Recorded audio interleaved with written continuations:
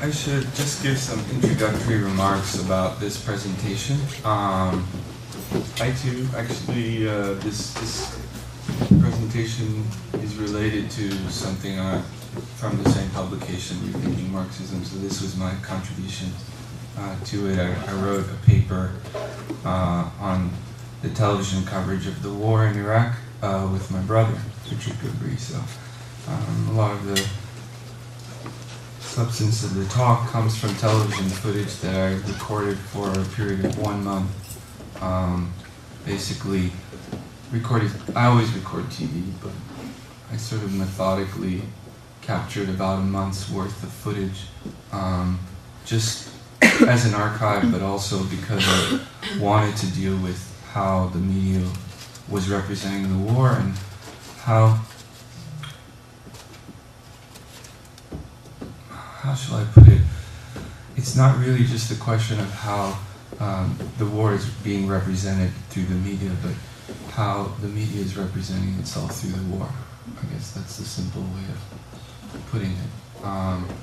So, of course, this relates a lot to the rhetoric that's used, and there are a lot of the words that have been mentioned already will come up, but I have written a paper, and if anyone is interested in it, I can send you a copy, so I'm going to try not to read from it, although it's way more articulate than I'm going to be today.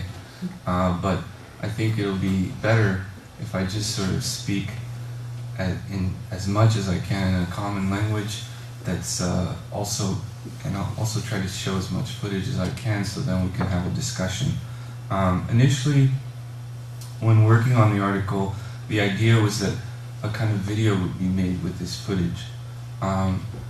Working with it and looking at it, I feel as though this presentation, and it's not to set up a great expectation for you about how it's going to be, but I think this is the work.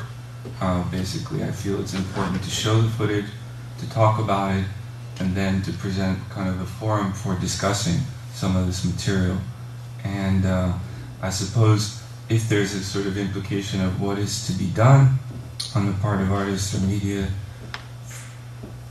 thinkers, is to, I think, also to create situations where some of this material that we're being inundated with is sort of slowed down, showed, and talked about. So anyway, of course, I tend to be more prone to like a kind of more horizontal format of discussion, but given the context of what this is and the amount of work that went into collecting this material, I think it's helpful to show some of it and talk about it. So, with no further ado, I'm going to start. So, pre-war, there was a lot of preparation, climatization, or association work that was done in advance of the war. So, one was to it was a great deal of work done to prepare the ground for the war, and this happened from the day September 11th happened. Right away. Basically, it's kind of not hearsay. I don't think that Rumsfeld more or less presented the idea of going after Iraq the day of or the day after in a meeting, and so work was started as far back as the 80s and 90s in terms of creating the rhetoric for it through the Project for a New American Century. It's a kind of think tank. And there are a number of these think tanks that have informed the Bush administration, that being one of them. So what this involved was, of course, a play with language, but also association through images was a big part of it. I'm going to show a couple of different pieces of footage just to kind of be playful, I think. And they're a bit humorous, and some of this material is, when you see it already 2 years later, some of it was directly humorous, but I think all in all together they sort of present an interesting picture. So I think we're going to have to go to the other view.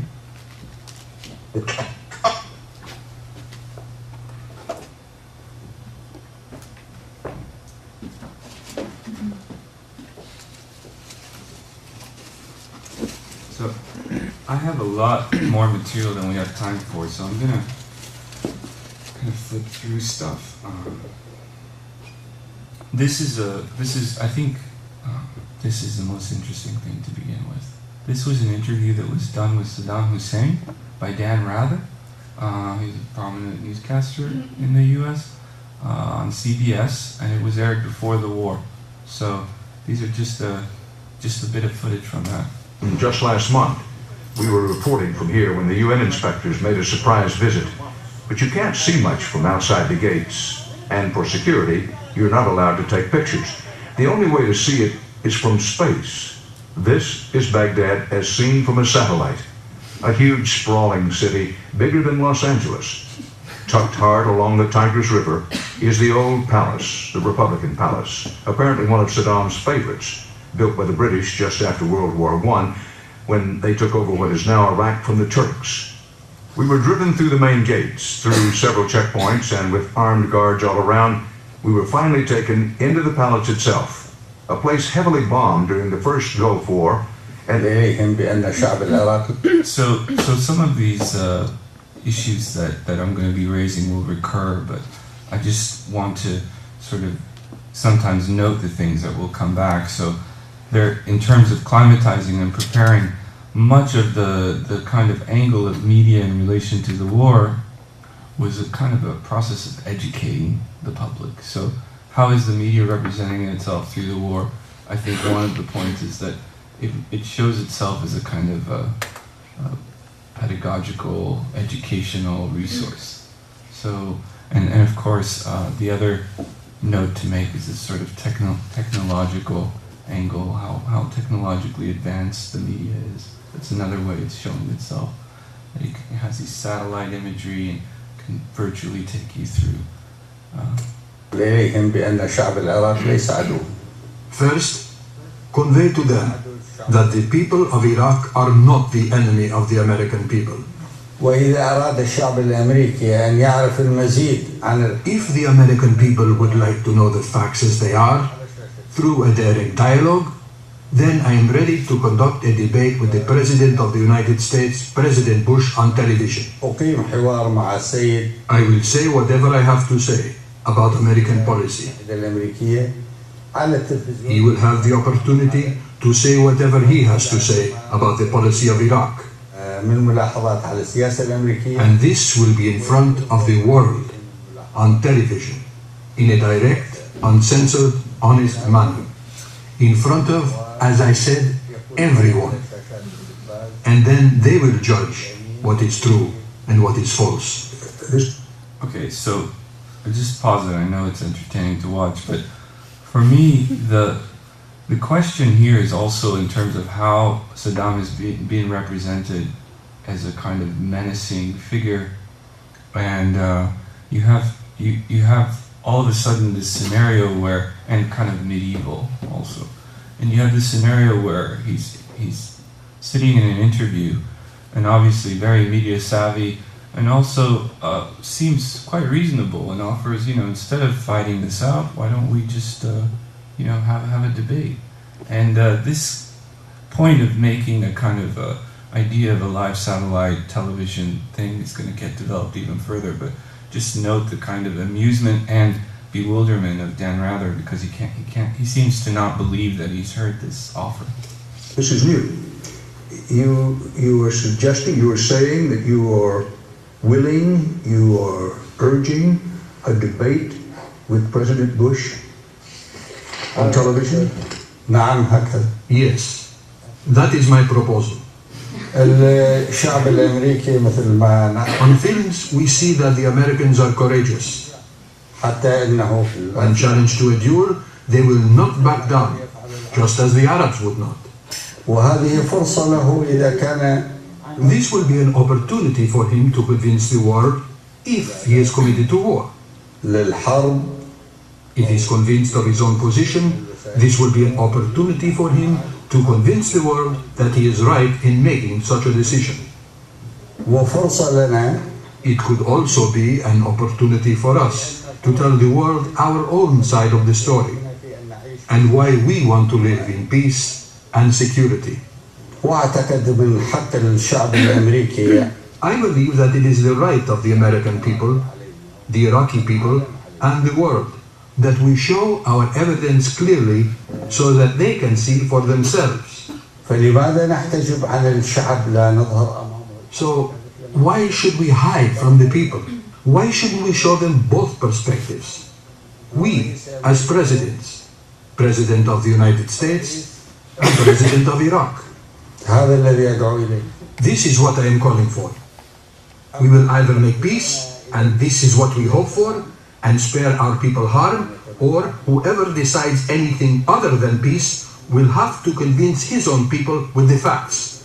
هذه هي خلاصة. This is the gist of my proposal, my idea. This is not a joke. No. أدعو إلى هذا لأن الحرب. I call for this because war itself is not a joke. Mr. President, where would this debate take place that you imagine? الرئيس الأمريكي في أمريكا. The American president in America. صدام حسين رئيس العراق في العراق. And Saddam Hussein, the president of Iraq in Iraq. الطريقة الفنية المعروفة من على شاشة عبر. And then the debate can be conducted through satellite. So a satellite television debate. نعم. Yes. وإذا كان السيد بوش. And if Mr. Bush has another proposal, then we are prepared to listen. What is it? So he goes on to say that it should be unedited, uncensored, that the two should just be able to speak candidly without prompters. Why should they need a script? You know, he's able to articulate himself, and President Bush, he's sure, tongue-in-cheek, I'm sure, could also articulate himself. So this goes on for quite a bit of time. But this, for me, also is quite interesting, and in terms of how he's there are breaks in the whole footage, and then Dan Rather sort of comments on what's going on as a way of framing. I'm gonna forego showing that. What's interesting, though, is that he's kind of still constructed as being somehow mad, Saddam, and yet what he's about to say here, I think, is probably the most reasonable assessment of how the war will turn out. You know? Because he's saying it's not a joke. Yeah, but also just listen to what he's about to say here. In what sense does Iraq threaten America? The Iraqi people are not the enemies of the American people. Mr. Rather, you are a well-informed man, and you know the battle is not over until the guns are quiet, and when the national will is bent to what the aggressor wants. It's not enough to have superiority in planes and missiles. In the final analysis, the guns will tell the tale of a courageous people defending themselves against the occupiers. This is a decision made by the people of Iraq. They will continue to commit themselves to the role that will make them respect themselves as well as others. Mr. President, did you say that? Okay, I'm sorry, I'm going to just pause another point, which is just to listen to the language that Dan Rather will now use. That knowing that poised on your border is a tremendous armada ready to deliver destruction and awe. Yes, I understand, I hear, and I see. But the final truth will be decided by Allah on Iraqi soil. In Baghdad.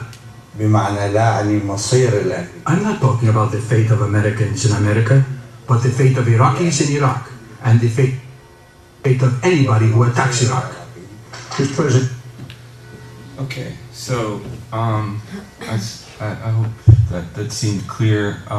Another note of the footage is also another important point in the whole sort of research for me is how it's kind of Paul Virilio point, but basically that the importance of television and the media goes beyond the kind of propaganda war. It's that the imagination of even these leaders have been more or less consumed by these images. So it's not sort of there's people standing outside it and making decisions to manipulate. The fact is, we're a product of it, you know? And so when he's talking about films and duels and this sort of television, kind of confrontation. I mean, that's something to really consider. It's funny, but it's also dead serious, you know. So anyway, that's one part of the pre-war. Don't worry, we'll come back. The other thing is the question of alert. So I won't go through, there's this whole like, can you lower this audio just a bit so I can speak over it? The oil and focus again, OPEC says it will start So discussions on cutting the back. fact is they're not really hiding. For me, the idea of like revealing the truth behind the media is a kind of fallacy. There's a lot of videos that are made like uncovering the truth, what's the real truth behind the Bush agenda. For me, I tend to think that a lot more is actually out there, explicit, even on normal media. And the question is how is it that this is still happening when it's, you know, as far as like the financial question of oil. I mean, we have the price of war. This is the day the bombings are going to begin, March 19th, 2003. They're talking about the price of oil and how it's going to be impacted. This is just a kind of innocent daytime program with a kind of flag in the middle. And you can turn up the audio a little. First of all, were you wearing what you wore on the show? No. No cab. No cab. No cab for you. Exactly. So I'm trying to hail a cab about 6:30 because I figure it's going to take me about half an hour to get downtown. I can't get a cab, but I'm standing there doing my best, going like this. A guy goes right out in front of me, goes like this, and gets my cab. What is that about? Did you go up and slap him? I wish I could have. He got in the cab too fast. Oh my gosh. It's kill or be killed out there on the streets. You know, you've got to be aggressive. I guess so. My yeah. aggressive juices are not flowing as much as they should be here. They seem to be flowing pretty good this morning. Oh, yeah. Well, for me, I mean, it seems silly and maybe far, like, you know, I'm stretching too much. But for me, the sort of whole notion of kill or be killed and the aggressivity is very much like present and palpable in that day, March 19th. I mean, all the kind of television footage says brink of war, price of war. They're all kind of preparing you in different ways, climatizing you, preparing you for what's going to be happening. Now, when I say they are preparing, it's not like somebody is sitting up in the office deciding this. You know, there are decisions being made, but for me, it's a far more distributed kind of process that's taking place, distributed among many different sort of scales of decision making. But nevertheless, this is what comes into the living room. Of course, there's also Mr. Secretary, good morning. This is the Can you same give us day. any specific information in terms Target of what Iraq prompted you to is the raise the title. terror level? And are you picking up increased intelligence regarding some kind of possible terrorist attack against the United States? Katie, over the past several weeks, there's been an increased volume of terrorist threats from quite a few sources. And as you know, over the past couple of weeks, we've also detained some additional individuals that helped corroborate some of the... The nation has gone officially tonight on orange terror alert. That's the second highest down from red. Orange alert now in effect for the nation. High risk of possible terrorist attack. So I just forwarded past the previous one, but the point is, in terms of climatization, the associations with sort of terrorism, I mean, there's a lot more that I can show you, but it's humorous and funny and interesting, but I'm going to move on. Maybe we switch briefly. Yeah, I think we might need to switch. So the war begins, and we're presented with that same evening that you just watched is the first night they sent bombers into Baghdad, and so the war officially begins. And it's hard to tell when the propaganda sort of really begins. But what is interesting for me is that in this war, unlike the first Gulf War, the kind of media's discussion of the media becomes front and center a part of the program. So it's a kind of like, before people talk about the media itself begins to talk about media. So why this happened was probably Al Jazeera's presence prompted a kind of watching another television. And on top of that, certain things like embedded reporting, where soldiers were placed inside, units and then sent out. This was also a big development in terms of the kind of entertainment value of this war. So this was also a reason why. Does it make sense what I'm saying? Yeah. That the media was sort of trying, always very self-reflexive. There were discussions about what it means to have embedded media, and then there was this whole like Arab media angle that didn't really exist to the extent that it did in this war. So this is kind of an interesting, part of it, I think. Oops.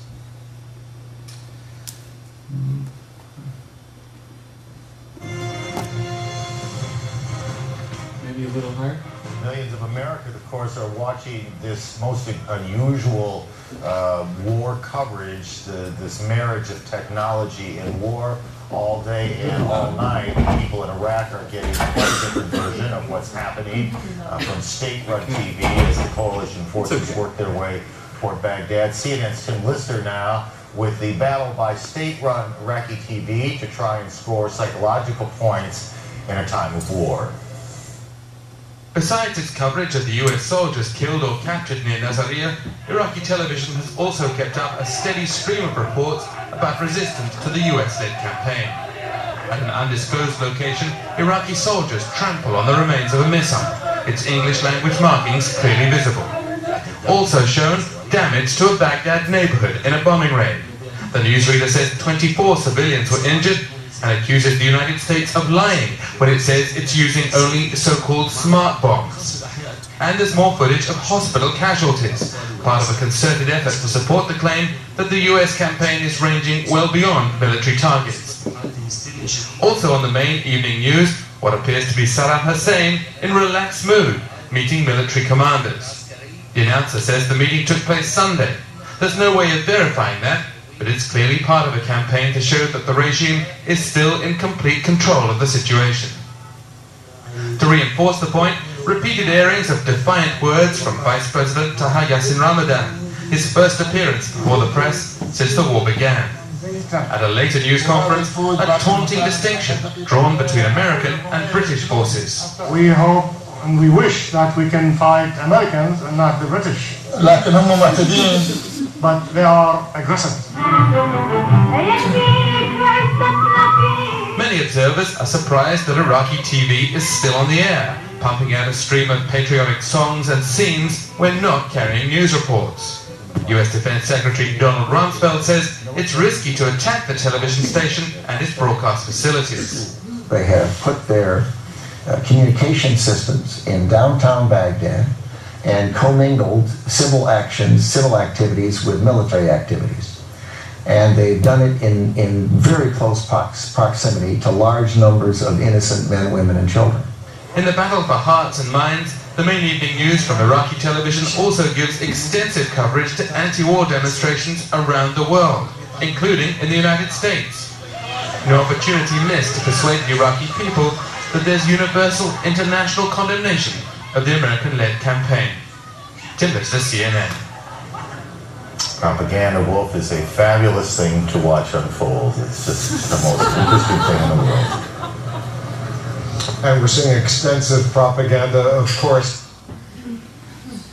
Yeah, so it's I think that piece of footage is very self-explanatory, but I mean the kind of complexity of nesting kind of propaganda within propaganda, and then also placing, for example, the kind of footage of the protests, within this context. I think they ran this segment more times than they did actually discussing the protests in the U.S. on that day. So it's just a kind of quite an interesting thing, but I think, I guess if I argue for a way or thinking about watching television, and this is kind of taken from Avital Ronell, she has a really nice text called Haunted TV, and often one part of her argument is that you need to sort of also address what's not being said or visible when watching TV. So it's always like a game. When you watch what you're watching, you always have to think what's not there as a part of the exercise. So it's just interesting in this context that all this sort of discussion of propaganda and like bombing the media station and all of this is, you know, all within the context that it's their propaganda. Without, you know, I don't think it's a far stretch to then just think about, you know, what you're watching also as being a part of that, you know. But how do we create this situation where someone recognizes that it's not purely a pedagogical question? I think it's a question for cultural practitioners to think about. I don't know. And it's also not to assume that people don't see that connection. Maybe they are aware of it. Okay, so I'm very tired of American media at the moment, so I'm going to go to other media because you wonder, well, of course it's not just American media, there's BBC, CBC, you know, they have shown Iraqi media here. What else is going on? I'm going to show you, I'm sorry, we're going to have to switch again, something from the Canadian broadcast station, and it's very promising at first. And then we will sort of see how that develops. Fair and balanced. This is a CBC News. By the way, I'm drawing this from C-SPAN, which is basically one of the great parts of cable TV is that they have this sort of flowing in several channels. I think now there might be even 3 that as a part of the agreement to sort of basically corporatize most 95% of cable, there were a few little things that were given to the American public. One of them was C-SPAN, which airs things more or less unedited. And during the course of wars, which the US has gotten involved in a few in the last decade, they have also covered other media. So they just show like the evening news from various different countries. This happens to be from Canada.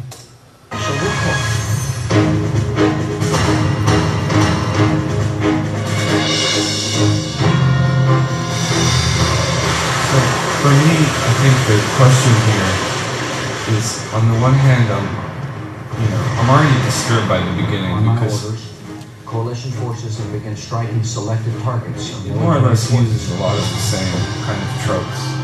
You know, mad Arab multitudes, Bush, Saddam, the duel, and then the target. But at least they write attack on Iraq. You know, they don't sort of say war with Iraq or something. I'm Peter Mansbridge. So a strike at dawn against a target of opportunity in Baghdad. That target is widely believed to be Saddam Hussein and his son. And the attack was spectacular.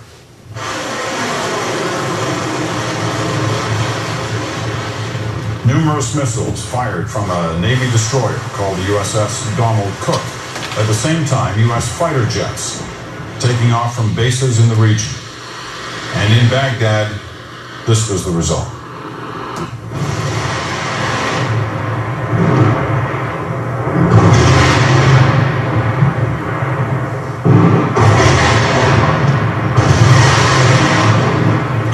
There is no word yet who, if anyone, was hit, but there are...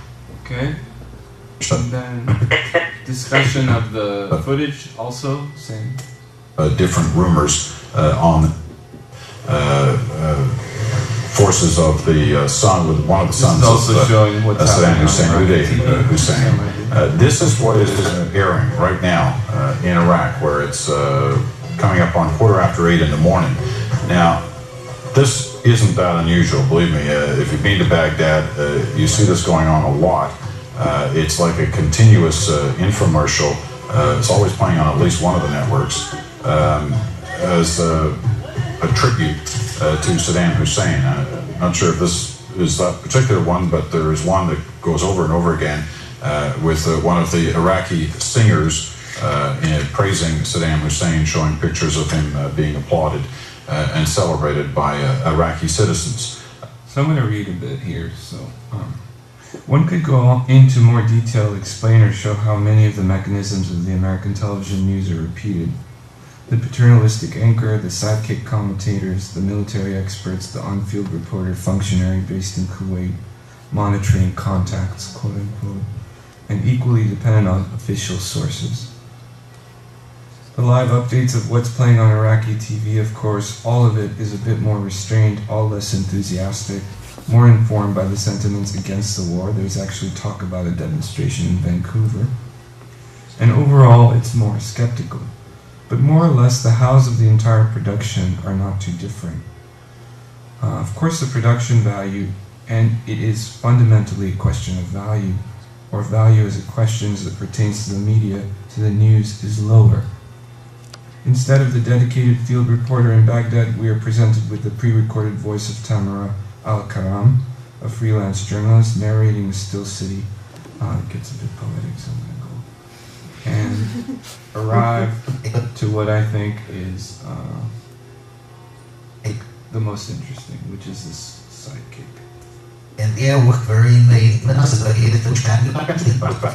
Okay.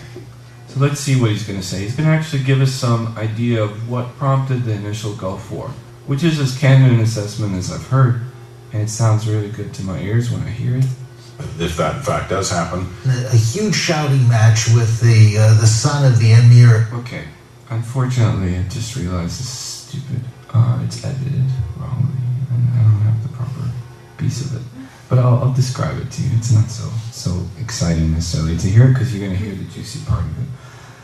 The basic point is that he's asked how did the war begin, and he explains that it was due to slant drilling, that Kuwait was drilling oil from Iraqi territory and doing it through some very sophisticated mechanism. And Saddam wasn't sort of a mad figure that decided that he was going to just go to war randomly, but there was a lot of kind of back and forth about the slant drilling, and finally he just decided to go in. There's a lot of discussion about US actually initially saying it's fine or something like that, and anyway, I'm not going to get into that whole sort of paranoia, but the point being that it was actually caused by sort of economic disagreements. That's what he says. But then, right away, he slips into this kind of incredible discourse where he then leads to a description of how the son of, Saddam went, met with them, and insulted the emir, and so all of a sudden it goes from this kind of more sophisticated economic explanation to the war to an Arab sort of tribal war, which is really... And if that in fact does happen. A huge shouting match with the son of the emir of Kuwait, and they traded pithy Arab insults, and Saddam, from the story that I understand, the emir of Kuwait told Saddam, you send us your war widows for our harems to pay off your debts. And Saddam, after he heard that, it was a terrible insult, he went back and ordered his army to invade. It was it was really an Arab tribal raid writ large. So Saddam really wants to get even revenge with the Kuwaitis, who he feels have sold out to the Americans and are the real traitors of the Arab world. Right. So, what starts out as quite a kind of a promising explanation of how the initial war, Gulf War I, sort of got started, just collapses into sort of the same kind of banter and not only exoticization, but just kind of insulting depiction of sort of the Arabs as like just tribal warlords fighting with no kind of sense other than just like an Arab, what does he call it? Having said all of that, I'm going to just replay this with the audio lower. I'm going to read a portion of my text. The Arab insults. So despite my attention, just bring the audio really low. Despite my attention to these details, it is actually the movement of the camera which is most disquieting. Those other details only produce the image of a less flashy, more convincing, or straightforward media which suits my taste. But it's this clumsy, movement of the camera, which brings me back to a question of the form itself. What prompts this camera movement, this action? Outside of the questionable decision to actually combine the image of this map with the aforementioned narration, why would the director also want to attempt to animate this map by zooming and panning across it? And if given the budget and the means, would the CBC not utilize the dynamic flyover satellite of the computer animated images provided by most of the American broadcasters? This should not be mistaken as an endorsement of the kind of collapse of military technology into entertainment, news, and education that is so much more common on American television, resulting in, among other things, an elaborate kind of product placement. Rather, it is this uncanny experience I feel when watching these news broadcasts from other countries of either a version of the same production, watered down, or more specifically, a similar logic or trajectory that portends the same figuration of the medium, only with a slightly different message. That McLuhan was Canadian only adds an ironic twist to this short episode. Okay, so we could go into Jay Leno, because really the question is also, you know, when we're talking about news and propaganda, how many people are actually watching the news? You know, I mean, the first night of the war, when the bombings happened, the largest sort of ratings for a television program in the U.S. was a rerun of a show called Friends. It wasn't even a new episode. More people tuned into this sitcom that was a rerun than they did on the kind of news. So it's also competing with entertainment, and that's a part of the kind of complexity of the situation. Many people receive their news from they're complaining. Hey, the war's taking too long. We should have won this already. It's taking too long. This is a war taking too long. It's a week. That's what I love about our country. It's okay for American Idol to take 10 weeks to pick a bad singer. But the war, hey, come on. And you know, this 24-hour live coverage of the war, 24 hours a day, this is pretty much uncharted territory for the network. They've never done this before. You know, it was always highlights. Now they're covering 24 hours a day. And this is all new. Like CNN said today, they have no idea how Wolf Blitzer will react to a full moon. They've never done this. They've never actually... I mean, it's funny, but I mean, really, I think there are some statistics that more people receive like their evening news watching like Jay Leno and David Letterman than they do. So that they often have this early part of the evening shows like this doing like 10 minutes of stand-up, and it all relates to kind of the recent news. Here's kind of a weird story. I love that. Not many people know this. Way back in 1980, Saddam Hussein was given the key to the city of Detroit. Did you know that? No, this is a true story. A dignitary from Detroit traveled to Iraq, and as a goodwill gesture, gave Saddam Hussein the key to the city. Of course, Saddam Hussein never actually went to Detroit. Of course not. Way too dangerous. He wouldn't do that. He's like, Baghdad, I'm going to Detroit. Please. And you know, they showed another one of these Saddam Hussein tapes today. I think this one was real. You know, the others we thought were fake. Oh, yeah. If you look closely, I think this is the real Hussein. Take a look. Because they were showing footage. Now watch, you can tell here. Yeah, just tell it.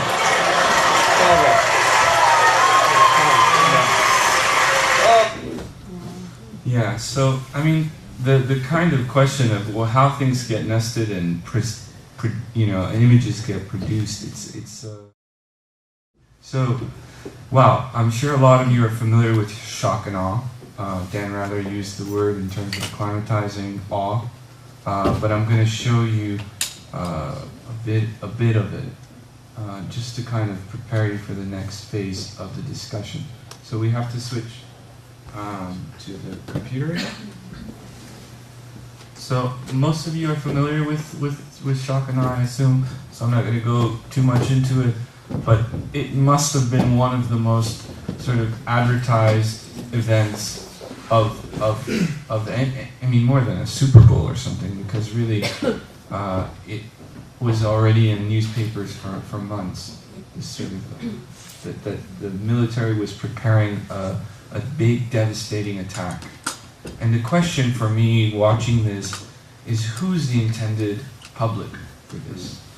because the whole time the idea is that it's to wow the shock and place in awe the kind of military and sort of stop the Iraqi military basically. But yeah, it's quite interesting to think about that as we watch some of this.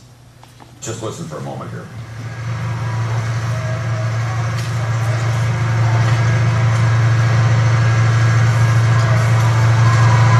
That's pretty far off from the center of the city.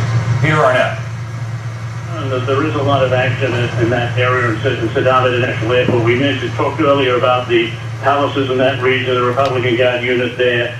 We have observers on the other side of our hotel who are looking at the airport area. They say there's a lot of anti-aircraft. Now you have the major explosion just north of the city again. Anti-aircraft fire rising to meet that increasing bombage. You'll probably hear it in the city. I'll let you listen to it for a while.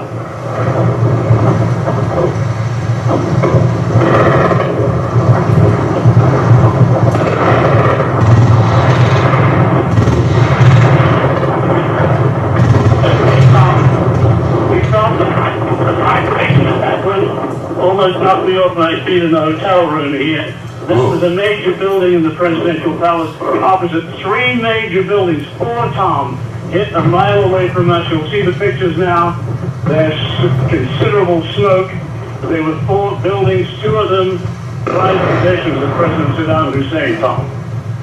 Are you okay, Peter? Again, more extreme area. Again, the blast hitting us in the room here. We have our camera tied down. We figured it'd be something like this.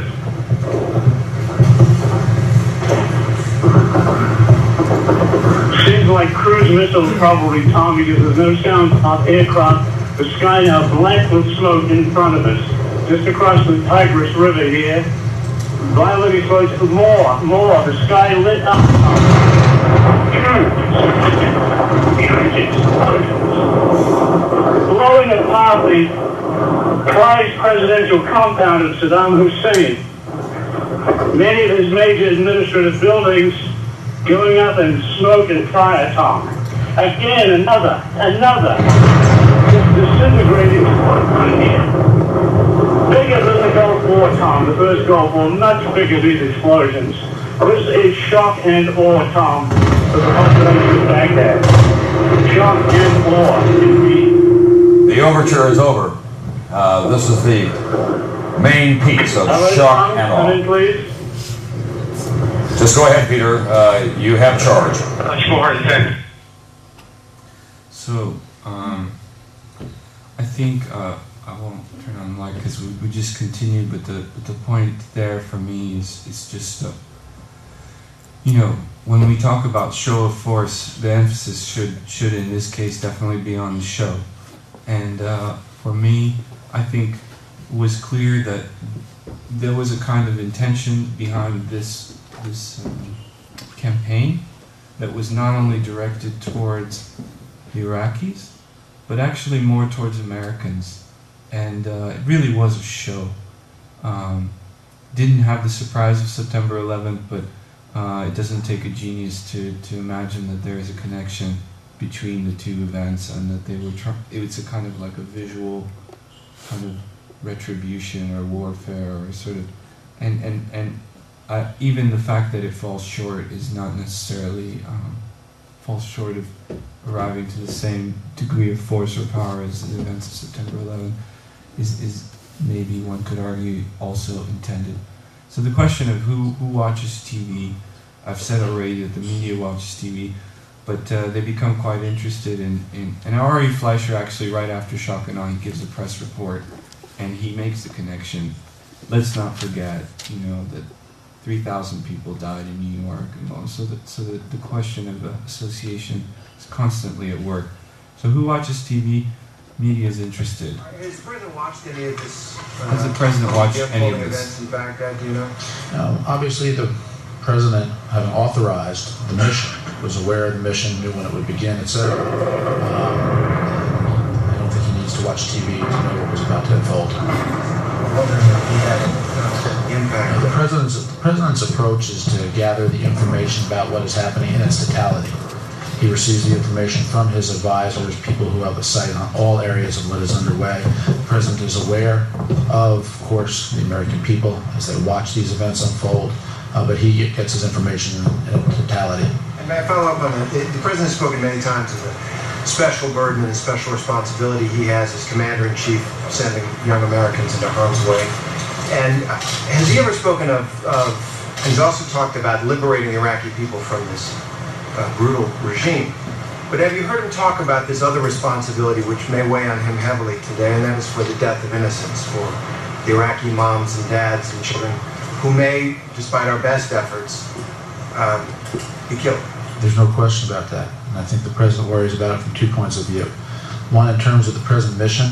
This is why the President and the Department of Defense work so carefully. And we have such a modern military that is capable of engaging in precision strikes so that the targets are indeed the military targets. As always in war, there is risk. There will be innocents who are lost, and the President deeply regrets that Saddam Hussein has put innocents in a place where their lives will be lost. The other portion of what the President remembers when he thinks about the innocents are the 3,000 innocents who lost their lives on September 11th in the United States. And if it were not for the worries that the President had about an Iraqi regime in defiance of the United Nations possessing weapons of mass destruction, which he fears could again be used against the United States, you might not see this developing. Kimball? Just to clarify Terry's question, you said the President doesn't need to watch TV to know what's going on in Iraq, but you're telling me these are pretty astounding images. He doesn't have a television on somewhere? He's not watching what's going on? The President, again, understands the implications of the actions that he has launched to secure the disarmament of the Iraqi regime and to liberate the people. Campbell, the President may occasionally turn on the TV, but that's not how he gets his news or his information. Yes, but we just weren't trying From to time to time, he might. So, I mean, I think that in relation to coming back a bit, in relation to the question of this set of presentations of language, I think the way sort of the meaning of things is being also, the meaning of words is being played with and unhinged is often directly in relation to images. So that they go together, you know, and things are often, I mean, we're being inundated with not only language, but images and sound to go with it. And it's a kind of package deal. So it continues a bit more. I'm going to show you the last bit of this discussion. Just a very direct question. Did the President not see the pictures on television this morning, the very dramatic pictures of the bombs and the explosions over Baghdad? He did not see those? I was with the President just as the operation was beginning at about 1 o'clock, and he was not watching TV at that time. I wasn't with him for the duration of it, so I couldn't answer in all instances about it. I probably shouldn't answer a question like this in this room, but the President does not watch a lot of TV. It's very, very dramatic pictures. It's hard to imagine that the President of the United States, before this attack, did not see any evidence of it. I don't know that the President needed to watch TV to understand what it means to authorize military force and to know that the mission has begun, the mission is underway. So the answer is unclear. We don't know if he saw it. I just described to you where I was with him, but I wasn't with him for the entire duration of what you all saw on TV. So this, I think, ties back to the media about the media. So the media is very concerned with, you know, itself in this context. Television, and I should stay clear when I say media, it's like I go in it in the article a lot more. It's a very complex term, and I probably am not even using it in the most precise way, definitely in this presentation. Actually, I was quite interested in television in this context. So television, media, and here I'm focusing obviously on mainstream television stations. But the question of evidence is also important in terms of relating back to how the media is representing itself in this war. The media, represents, in this context itself, as presenting the people with evidence. And two, that it is also a proxy of the American people. That without watching TV, somehow the President doesn't really know how the American people feel because he's not seen what the American people see. So it's a and this goes on for days actually, to the point that might not need to switch back yet to the, you know, to the other set of footage, but I have footage with when the kind of statue comes down. You know, the first thing that Ari Fleischer says is the president had a meeting with a Czech sort of blah blah blah leader, and he watched the statue come down on TV, stood in front of the TV for a few minutes, and just sort of make sure to emphasize that the president saw this momentous occasion on television. So it was a kind of this was a really interesting moment where the kind of tension between, let's say, the fourth front, as Virilio refers to it, which is like a fourth estate, the media sort of really meets with the government in a place where there's tension. As far as who is watching, what are people watching, I'm not going to go into it, but I had sort of various, because it'll kind of be alluded to in the last segment that I show. It's quite interesting because what I talked about education, but I had some clips that that I would show you. Maybe we just switch and I can just show the image of it, not necessarily play it for you. But it's basically like a kind of technological, educational situation, and also something relating back to like something like war games, video games. So maybe I'll just show you one of the segments in the front.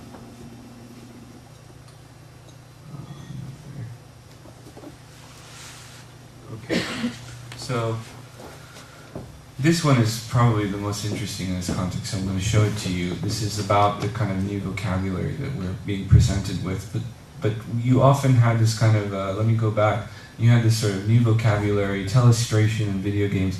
Telestrator is something that's often used in like sportscast, where teams are playing and somebody draws, like, says the team went this way and the play was directed this way.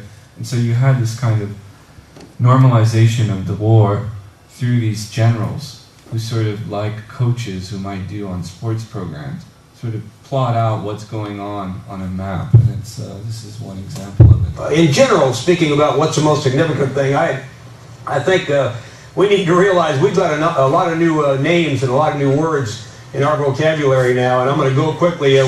We're things down here in Al-Fa, things in Qasr, things in Basra, things over here in Najariya. We've got some fighting. The Marines have moved up a little bit north here to a place called Kut.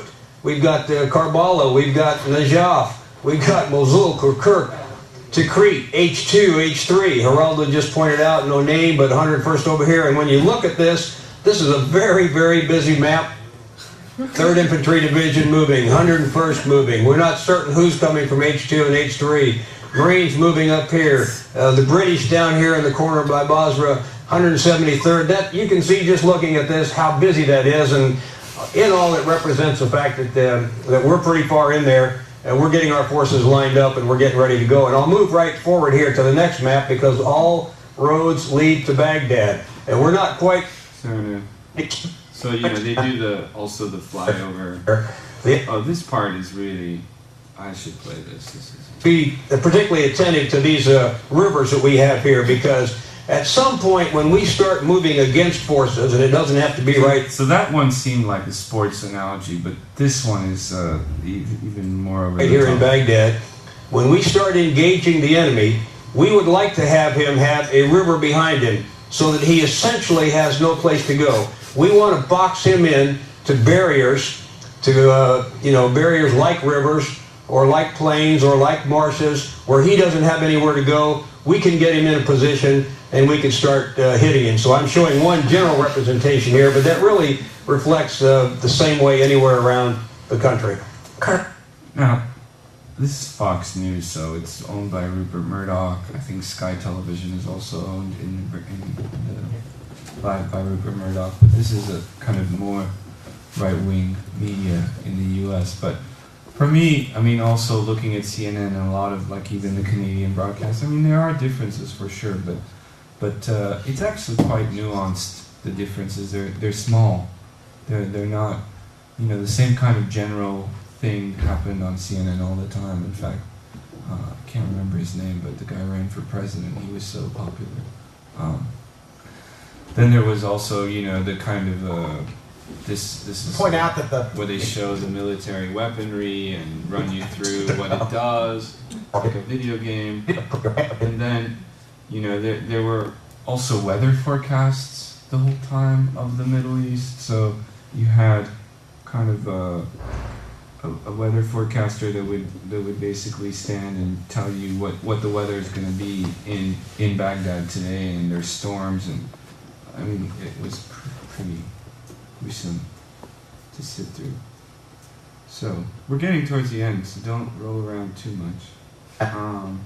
This is actually Fleischer, President Bush watched Fall of Saddam on TV. I don't need to play it for you. I just go to my keynote, and all right. So in the meantime, I have three more things I'm going to play for you. So we go back to. Shall we go back to the other one? So we're at 50 minutes now, my presentation. So I know it's a long one, so I'm going to try to wrap up. So we have. In the meantime, Afghanistan, which is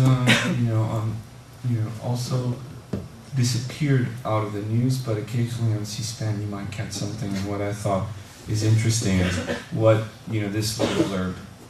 This has improved with the repair of more than 250 schools and 70 hospitals and clinics. Over 4 million children were vaccinated against measles, and over 3 million boys and girls attended school. New economic opportunities have also opened up. The World Bank estimates that the Afghan economy grew by 10% last year. The streets and markets of Afghanistan are bustling with new commercial activities, and foreign investors are making their first inroads with the signing of an agreement to build a Hyatt hotel.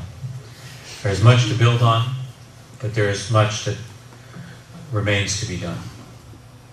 So, again, in terms of like the way things work, I don't know if it's a kind of pre-planned thing that the guy's going to go up there and sort of make a neoliberalist speech, but it's the fact is that's the common sort of mentality that the market, moving into Afghanistan is a sign of its well-being. The fact that there are foreign investors, the markets are bustling, the Hyatt is going to be built. So this is what Iraq has in store for itself, basically. We have the question of looting, Rumsfeld on looting, which I have some footage that I will maybe show a bit of. And then, let's see what else. I'm going to go through my slides. So then, did Bush watch? He did. Embedded media. That's basically where we're going to end. So we'll switch to the other one, and then I'll show a couple of clips, and we're done. Yeah.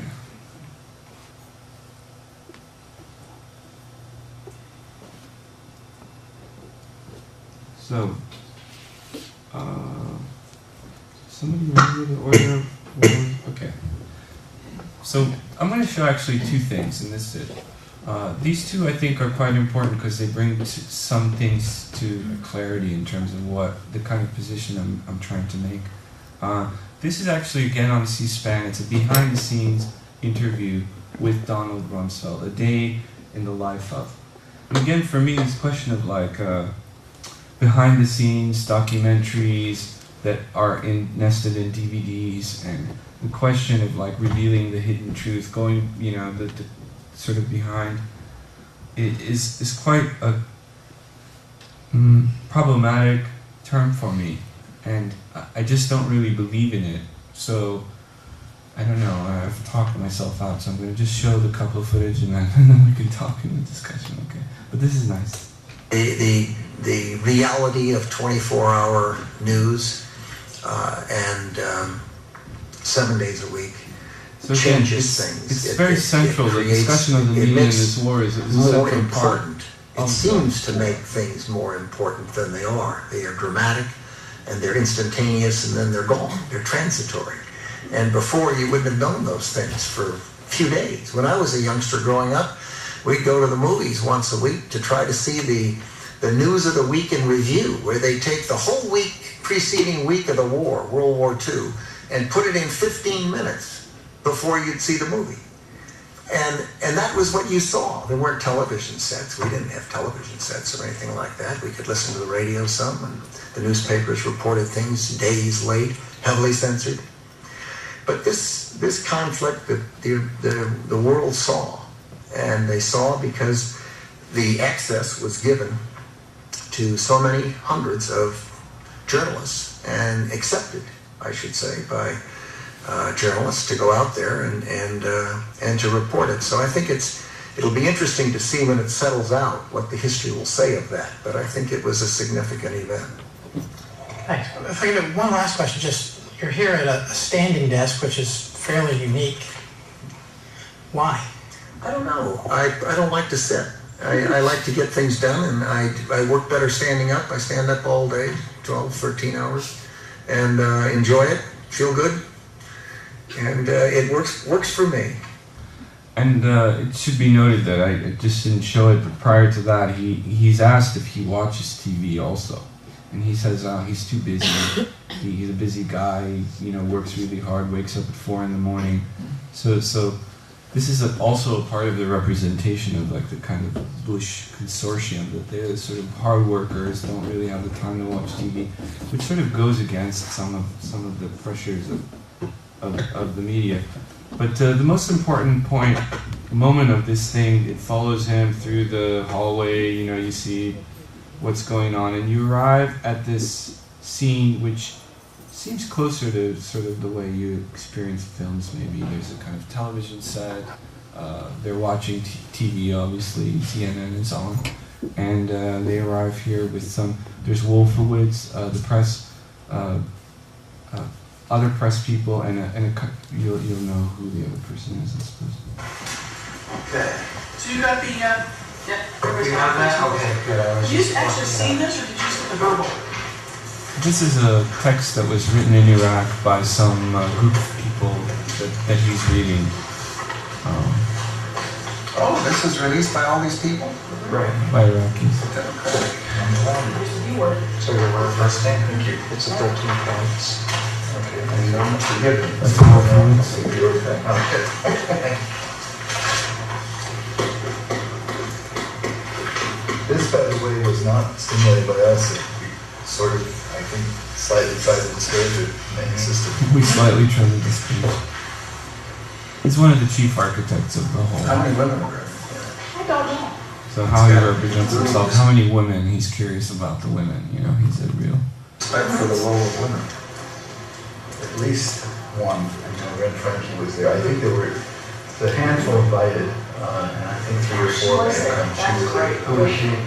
She's Jackie knows quite well. She was in She's in some of the videos. She's the one I met here, up in my conference room. You definitely see her in some of those videos. No. I don't No, know. she's sort of late 40s, I'd say. I think I've seen her on TV. Yeah. So where is the truth here? That's the question I'm asking. To go back. The reality. Oh, there they got the bath party on there. Then after Louis, which is a good thing. CNN in the back. Look at that. 10 days is soon. That's good. One thing it said that there were thousands of Muslims protesting. My response, if you're asked about that, is to say that's wonderful. A month ago, no one could protest in Iraq. In fact, the meeting would not be complete without protesting. That's democracy. And that's freedom. Okay. There will be lots of cash. Sure, as long as it's on this meeting on. Cash. So for me, that moment, because Rumsfeld he was called by Bush the matinee idol during this period. He was the most popular figure of the war because he was giving very funny briefings every day. And so here you have something very similar to like a Jay Leno speechwriter standing next to him. And that guy. And he just tells him, they're gonna ask you about the Muslims protesting, and you should just say, hey, this is democracy. That bit of footage played for like 2 days on television with with Rumsfeld appearing so clever and smart, saying, hey, but, you know, democracy is, you know, this is democracy. 2 months ago they would have been killed for doing what they did. Now, you know, it's a democratic place, people can protest. And everybody laughed and thought he was so clever. And it's interesting that he decides that at this point he becomes uncomfortable with the presence of the camera. So my point in this sort of showing this is like, in the context of the reality television is where for me there might be kind of only moment, not of truth, but something real happening is actually sort of more related to something Jean Rouch would say about cinema verite, which is, it's not about what's being represented, but about the relation the person in front of the camera has to the moment of being represented, and that's what's true. And so his discomfort is very true, and it's very accurate. And anyway, it's an interesting thing, and it's also the stoppage, you know, the moment. But in a way, it also reinforces that behind the scenes there's things going on. I don't want to reinforce that. I just want to focus on the stoppage. Last but not least, I will only show a brief part of this because it's too much to show more of it. But this went on for over an hour. Part of live television is that it is more unedited, and it presents also very interesting moments of television. Moments that will also get erased and never regurgitated. But if you're like me in this period, staying up at maybe 2 or 3 in the morning, there's some crazy things that happen. I'm just going to show you one of them. This was towards the end of the war, and it brings up the question of who's embedded where. Is the media embedded within the military, or the military embedded within the media? So this was Brent Sadler, a reporter, and he happens to sort of get ahead of the army, more or less. And this is the last bit. It's like they're starving for news, you know, and they want something to happen, and nothing is really happening. So it's really unedited, no commercial, over an hour of this video camera, video phone technology, and they're just going like a video game, you know, where you're navigating through buildings to see what's going on. I don't know if you've ever played these first-person games. It was literally like, why don't you go into that building, or why don't you try that? So that's my assessment on the basis of what I see on the ground here, and stay with us as we move along on this frontline battlefield journey, really into the unknown, around Tikrit and getting closer to Tikrit, and trying to find out whether or not there is going to be, if you like, an Alamo, a last stand inside Tikrit that will require coalition ground forces to move against it, or whether or not it will implode of its own account after the collapse of Baghdad and the collapse of most, if not all, of the major cities in Iraq, at the same time as in parallel there continues to be coalition airstrikes against targets in this area. So stay with us as we probe into Tikrit, into these barracks, into these frontline defenses that Saddam Hussein had relied on to maintain his power internally and to have been part of the main battle against US-led coalition forces over the past few weeks.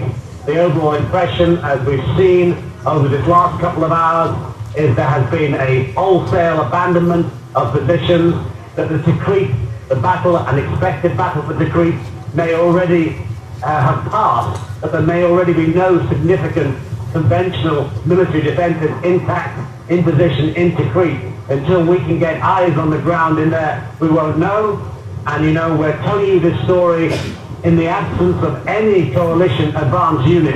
We are out here on our own, gingerly moving around from one location to another after 24 hours of being in this area, very, very far ahead of what the coalition has in terms of eyes and ears on the ground that we know of, at least that we can see. Obviously, a lot of aerial intelligence going on in terms of surveillance flights and so on and so forth, but in terms of eyes and ears on the ground, I'm not aware that the US, in this vicinity at least, has eyes and ears at this moment on the ground. Anderson. And Brent, I think it bears repeating over the last 20 or so days of this conflict. I think many of us have become almost blasé in seeing these remarkable images, frontline combat images.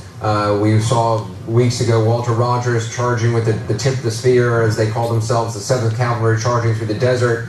But this is ahead of the tip of the spear. This is beyond the front lines. This is in our uncharted territory. And you, the viewer, are seeing what Brent Sadler is seeing, and he is seeing it for the first time, CNN exclusive footage. Brent, just to get a bearing... This is Stian. That was quick range. Yeah, I'm quick that way. That's Stian. That was my attempt to send us elegant signal that we need to wrap up. Yeah. Now he's going to say something funny, but... Please go for No, that's I think, you know, I've said a lot in between the footage, so I've given myself a headache and managed to, I think, throw out a lot of material at you, so thanks for being patient.